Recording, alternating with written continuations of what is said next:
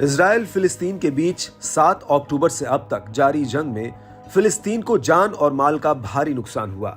Israel ने Gaza में Hamas के कई लड़ाकों को मारने के साथ ही हजारों निर्दोष नागरिकों, महिलाओं और बच्चों को भी मौत के घाट उतार दिया।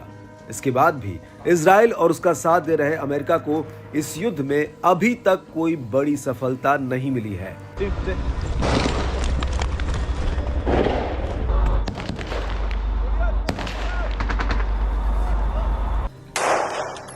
दूसरी बात यह भी है कि इजराइल की तरफ से किए जाने वाले हमलों में फिलिस्तीन और गाजा के आम नागरिकों के मारे जाने पर अमेरिका और इजराइल का उनके देशों के साथ ही अन्य देशों में विरोध भी हो रहा है और अंतर्राष्ट्रीय न्यायालय में भी इजराइल के खिलाफ नरसंहार का मामला चल रहा है।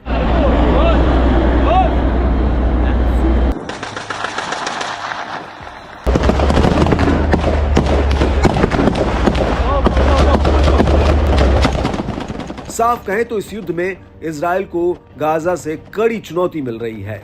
विरोध और चुनौतियों के चलते इजराइल ने गाजा से अपने सैनिक भी हटाने शुरू कर दिए हैं।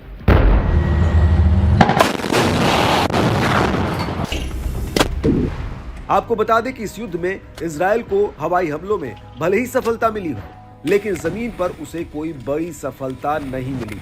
हमास के बड़े नेताओं का इजराइल अब तक कुछ नहीं बिगाड़ पाया है।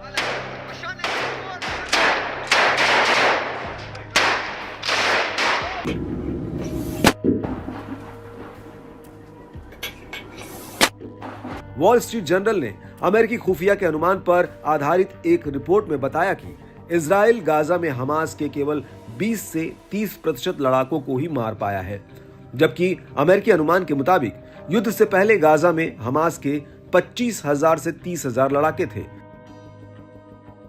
यह अनुमान ड्रोन निगरानी और इजराइल खुफिया की जानकारी पर आधारित था।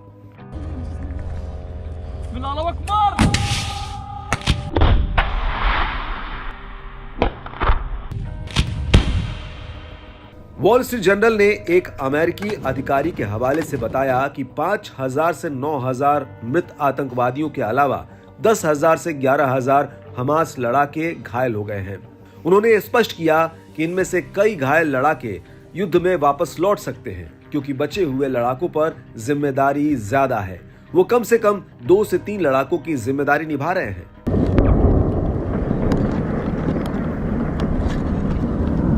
एक बड़ी बात यह भी निकलकर सामने आई है कि हमास के पास महीनों तक इजराइल पर हमला करने की मारक क्षमता बरकरार है। दूसरी तरफ हमास अपनी पुलिस को भी फिर से स्थापित करने में लगा हुआ है, यानी आगे भी इजराइल के लिए रास्ता बहुत आसान नहीं है। शायद इसी बात को समझते हुए इजराइल और अमेरिका अब अपनी विफलता को स्वीकार करते हुए अपने कदम धीरे धीरे युद्ध से पीछे खींच रहे हैं।